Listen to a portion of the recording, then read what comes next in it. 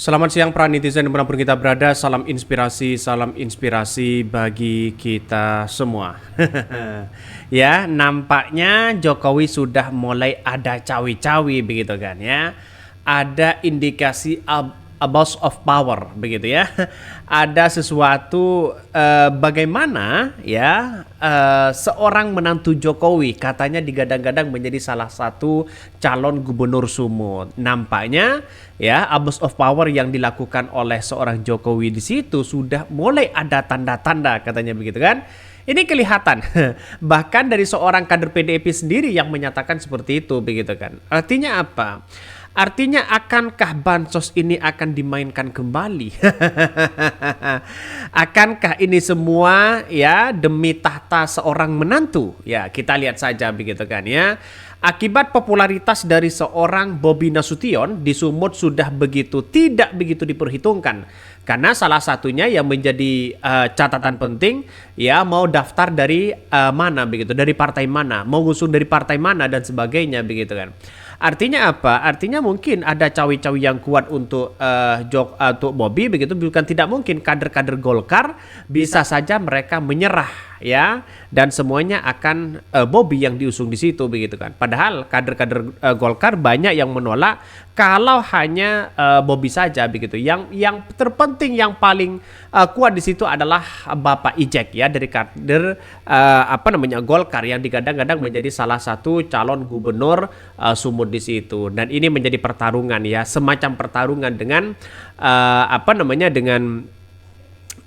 dengan si Bobi begitu. Karena nampaknya sekarang ini kita lihat saja masyarakat sudah tidak begitu percaya lagi terhadap apa yang dilakukan oleh Jokowi begitu kan. Bisa saja yang dianggap mainkan bansos dan sebagainya begitu. Tapi mari kita baca ini.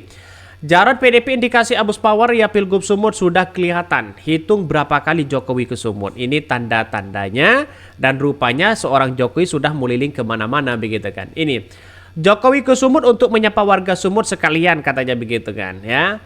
Nasibnya Gubernur Jateng dan Gubernur Sumut ya hampir sama. Anggaran untuk pembangunan terbatas tapi tidak untuk Kota Medan dan Solo. Ini komentar-komentar dari netizen ya.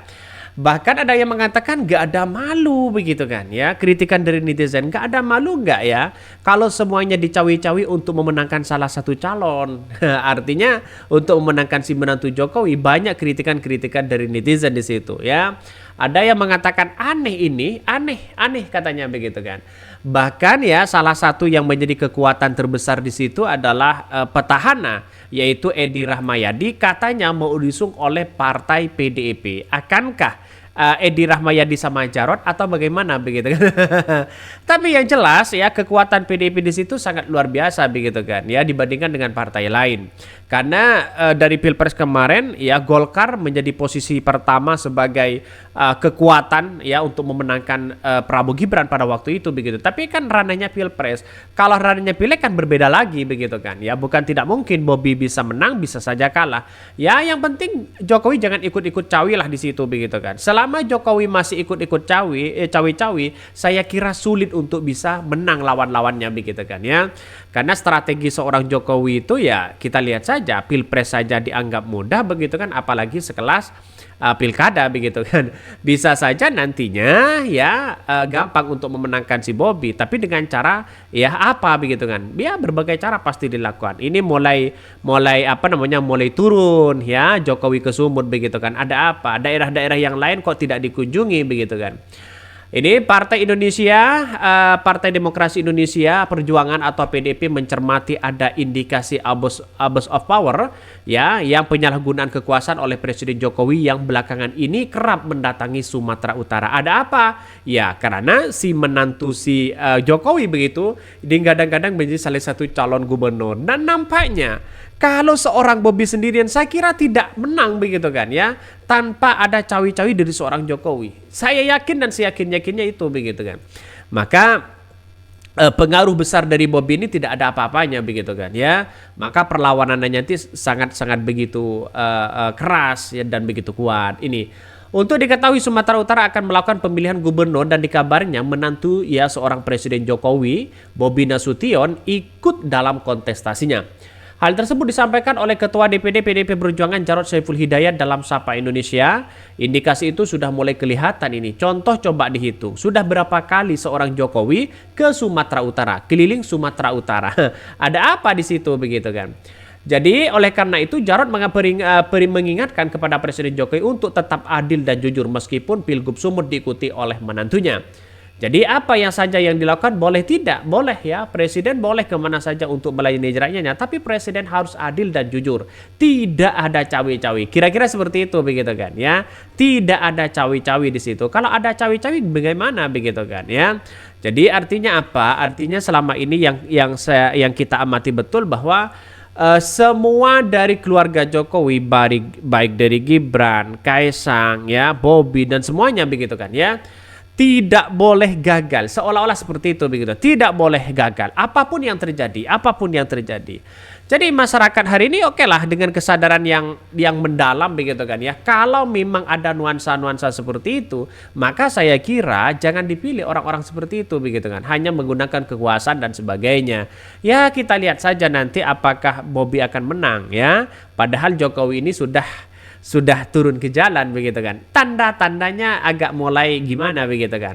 Ya semakin Jokowi turun ke jalan ya semakin masyarakat Indonesia sudah tahu bahwa apa yang dilakukan oleh Bobi untuk memenangkan apa yang dilakukan oleh seorang Jokowi untuk memenangkan Bobi kan. Kan begitu persepsi orang di situ begitu. Dan saya pikir kita harus menghormati proses-proses demokrasi yang baik. Pengalaman pemilu yang kemarin. Februari kemarin itu pengalaman terburuk. Karena itu demokrasi yang paling brutal dan paling buruk. Banyak pengamat mengatakan seperti itu dan itu dilakukan banyak sekali kecurangan-kecurangan yang ada. Bukan hanya itu, Jarod juga menilai ya pemenang terpilih Pilpres 2024 berkali-kali melakukan pelanggaran. Hal itu tercermin dalam putusan pelanggaran etik di Mahkamah Konstitusi, ya Mahkamah Kehormatan, MK, kemudian pelanggaran etik pimpinan KPU hingga ya putusan dissenting opinion di Mahkamah Konstitusi. Ini adalah sejarah berpolitikan Indonesia. Pilpres terpilih berkali-kali melakukan pelanggaran etik dan Mahkamah Konstitusi, pelanggaran etik di KPU, kemudian dissenting opinion, katanya begitu kan. Ya, kenapa PDIP baru sadar sekarang begitu kalau semuanya adalah hasil cawi-cawi begitu kan.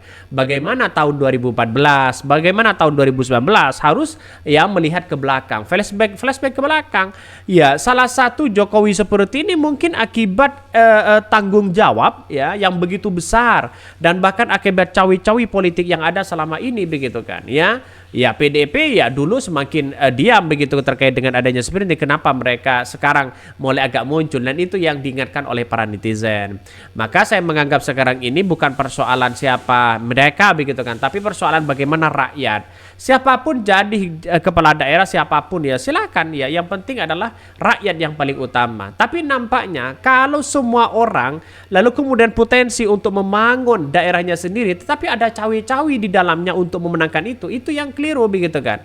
Ya bisa saja yang dikatakan Jarod PDIP abuse of power itu bisa ada begitu kan. Melakukan wewenang kekuasaan diri sendiri begitu. Oke ya mungkin itu yang kami sampaikan ya. Tonton terus channel Hodari Podcast Rakyat ini karena ada berita-berita menarik dan viral setiap harinya. Salam para netizen, salam inspirasi bagi kita semua. Jangan lupa di subscribe channel YouTube Hodari Podcast Rakyat ini.